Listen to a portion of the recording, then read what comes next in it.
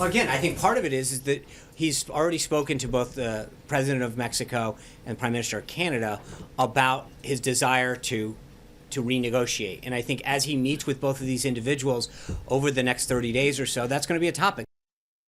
That was White House Press Secretary Sean Spicer telling the media President Trump will soon be talking trade with both Canada and Mexico. Now, of course, a lot of implications for our country here. And Cormac Sweeney with our Ottawa Bureau joining us now. Cormac, thank you very much for joining us. And an interesting few days when it comes to NAFTA and everything else. What are we looking at for a renegotiation? Well, we don't really know how this is all going to shake down, but we do know that over the next 30 days, President Trump is going to be speaking and meeting personally with Mexican President Enrique Peña Nieto and Prime Minister Justin Trudeau, and that's where they're going to get down to the real talks about where this is heading. We're waiting to see whether there is formal notice given about renegotiations. That hasn't happened yet from President Trump, but when that does happen, it can really shake down in two ways. One way, they do renegotiate NAFTA, and the target seems to be Mexico here, so we're expecting to see more trade barriers put on Mexico. The hope is Canada doesn't get hit and turn into collateral damage as a result of that. The other scenario is that Donald Trump isn't happy with what he sees out of Mexico, so he just pulls the plug on the whole trade agreement, and we go into a situation where Canada may have to try and negotiate another trade agreement with the U.S. To try and maintain what we currently have.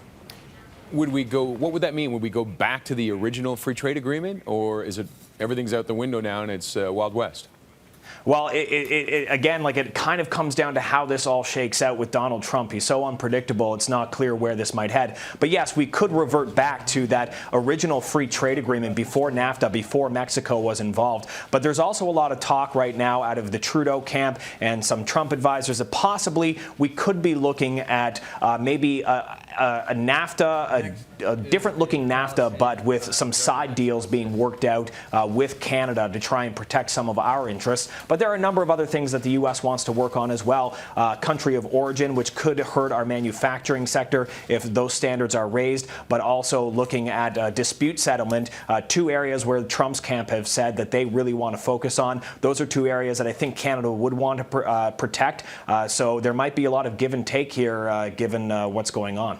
And we have heard some good news from officials from the states who are saying it's kind of business as usual with Canada. We're their trading partner, right? Yes. Yeah, there was a top key advisor to President Trump who was speaking with the Trudeau government at their cabinet retreat in Calgary, and he was basically trying to calm a lot of fears from Canada's side, saying, look, you're not the target here.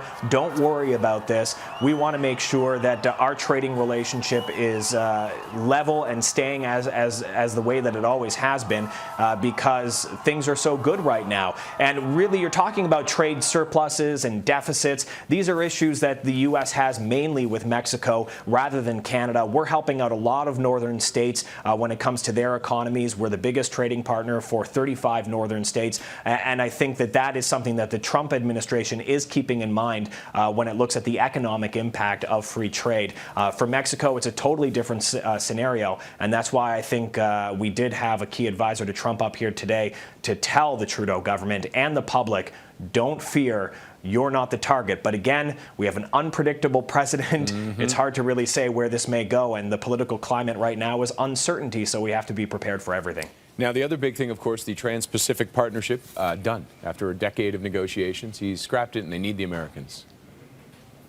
Yeah, the president signing that executive order today, and I immediately sent out a letter to the trade minister's office and sent that email asking, what does this really mean for us, for Canada? Is there any way out of this? But the answer came back in a very short email saying, without the United States, this deal cannot go through. And that comes down to rules that say that you need 85%, or you need a number of countries representing 85% of the population of all the countries involved. That's a big thing for Canada to lose the TPP. It's effectively now dead. That could have been brought in a few $billion initially, but then it would have grown over time. It would have been great for our country. Now we have to try and sign a bunch of independent bilateral deals if we want to get that. All right, Cormac, thanks very much for joining us today.